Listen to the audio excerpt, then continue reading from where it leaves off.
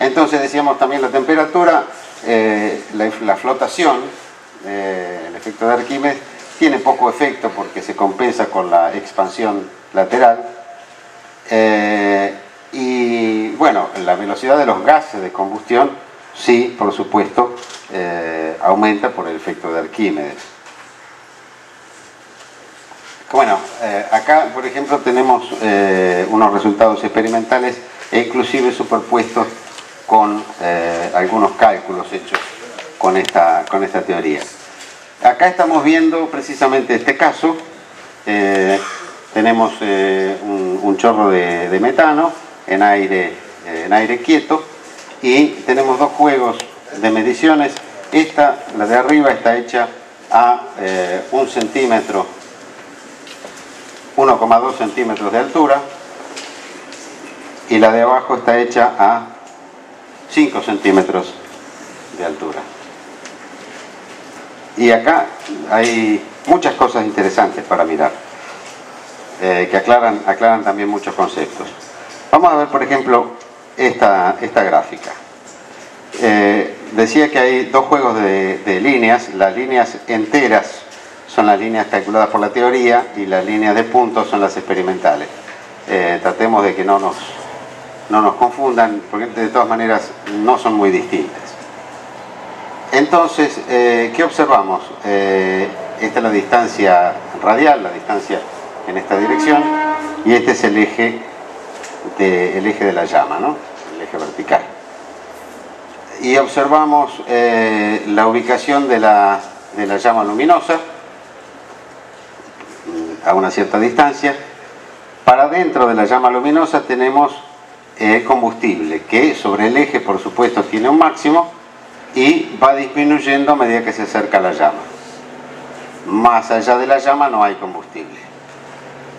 Del lado de afuera de la llama tenemos el oxígeno del aire, que vale su 21% en el aire libre, y a medida que se va acercando a la llama, su concentración va disminuyendo. En la zona de la llama aparecen los productos de combustión, dióxido de carbono y agua, que tienen su mayor concentración, por supuesto, en la zona de la llama, porque ahí se consume el metano y el oxígeno para dar lugar a estos dos. Y estos dos difunden entonces tanto para adentro como para afuera. Para afuera, la cantidad de CO2 y H2O disminuye en forma inversamente proporcional a la distancia, por una cuestión simplemente de geometría. Si yo miro desde arriba la llama y digo que el CO2 está difundiendo hacia afuera, cada vez se va encontrando con más aire el CO2, de manera que su concentración por unidad de volumen va a ir disminuyendo con la distancia directamente, inversamente proporcional a la distancia. De manera que es lógico que las concentraciones de H2O y CO2 disminuyan para afuera. Lo interesante es que también hay CO2 y H2O adentro de la llama. Los productos de combustión difunden hacia adentro también, hacia el combustible, que es lo que decíamos hoy. El hecho de que los productos de combustión se mezclan con el combustible hace que afecten a la velocidad de la reacción química, porque la concentración de combustible disminuye.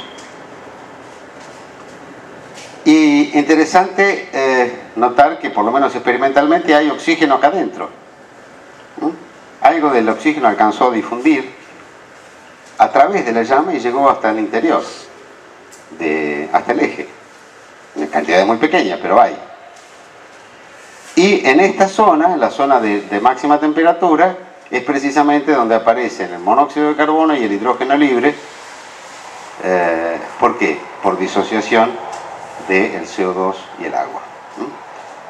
Y, por supuesto, en la zona exterior a la llama, rápidamente el monóxido y el hidrógeno vuelven a quemar y desaparecen. No aparecen en esta zona.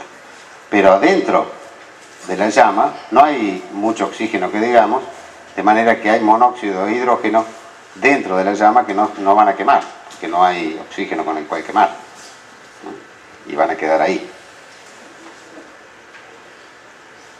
Y Y de este lado tenemos el gráfico de temperatura y vemos que en el centro la temperatura es un poquito elevada, aquí sería temperatura de combustible básicamente, y un poco de los productos de combustión.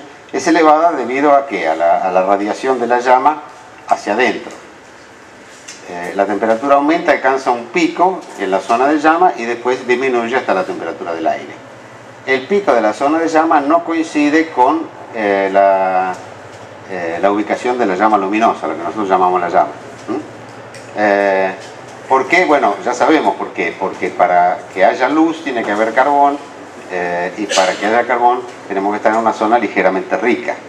Si estamos en la zona perfectamente estequiométrica, quema todo y no hay generación de luz. Entonces la llama luminosa está un poquitito más adentro del pico de temperatura. Si nos vamos un poquito más lejos, a 5 centímetros del pico, en este caso del experimento, más o menos tenemos lo mismo, hay mucho menos combustible ya acá, una buena proporción se quemó y hay más productos de combustión en esta zona, CO2 y H2O que difundieron de la llama. Interesante que ahora ya las concentraciones de CO2 y H2O son uniformes adentro de la llama. Ya no puede haber más difusión de CO2 y H2O para adentro. ¿Por qué? Porque ya la concentración es uniforme. La difusión solamente sucede cuando hay una diferencia de concentración. Si la concentración es uniforme ya no hay más difusión. Entonces esta zona ya se llenó hasta el máximo que corresponde con CO2 y H2O, ya no hay más difusión hacia adentro, solamente hay difusión hacia afuera. Y el combustible, por supuesto, hay cada vez menos en proporción, en fracción volumétrica, cada vez menos, hasta que finalmente acaba de desaparecer. Y la gráfica de temperatura no cambia mucho, lo único que ahora en el centro, en el eje de la llama, hay una temperatura muy alta, parecida a la de la llama propiamente dicha, mientras que acá todavía era baja, acá es muy alta. Eso va a causar, en esta zona, va a causar la generación, el craqueo de combustible y la generación de partículas de hollín. De manera que no estamos tan mal con los conceptos como cómo se produce la difusión.